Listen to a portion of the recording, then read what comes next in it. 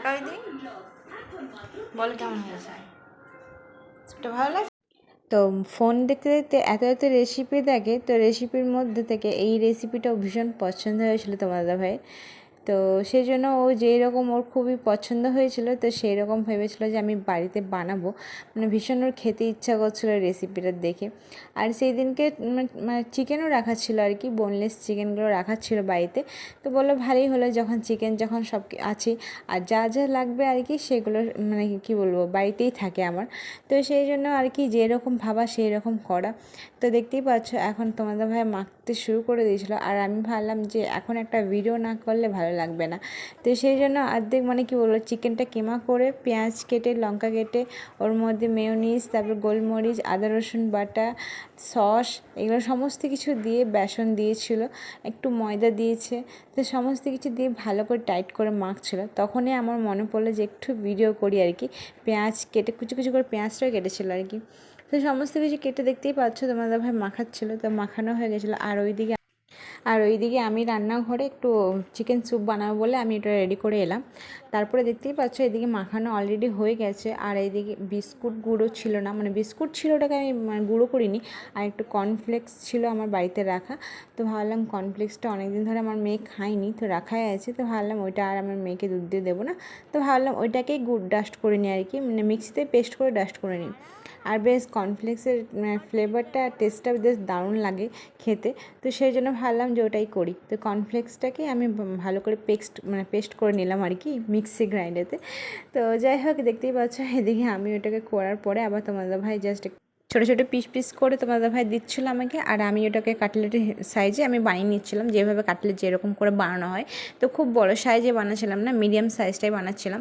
তো তারপর কর্নফ্লেক্সটাকে যে ডাস্ট করেছিলাম ওটাকে ওর মধ্যে মাখিয়ে নিয়েছিলাম, একবার লেয়ার দিলাম, ডিমের লেয়ার দিয়েছিলাম, আবার একবার করে কর্নফ্লেক্সটাকে মাখিয়ে নিয়েছিলাম। আর ওই দিকে দেখতেই পেয়েছিলে আমার অবস্থা প্রচুর খারাপ ছিল সেই টাইমটাতে। আমার তখন টাইম বাজছিলো প্রায় 4টে নাগাদ এরকম, মানে কি বলবো 3:30 4টে থেকে আমি স্টার্ট করেছিলাম, কারণ আমার বিকালে আবার একটু ক্লাস আছে।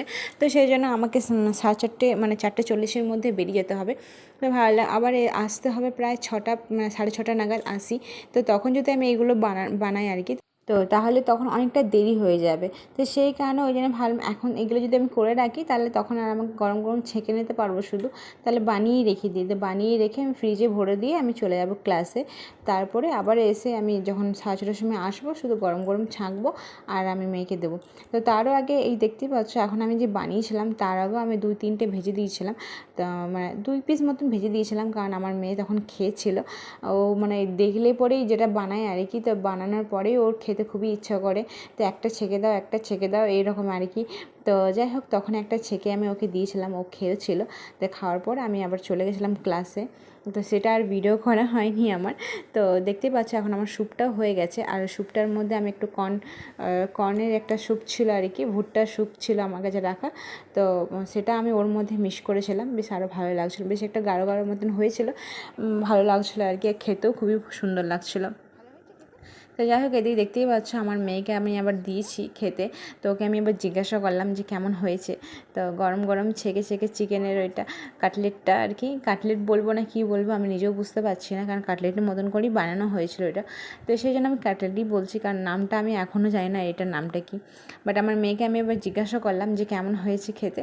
তো বললো মা আমার খুবই ভালো লেগেছে খেতে।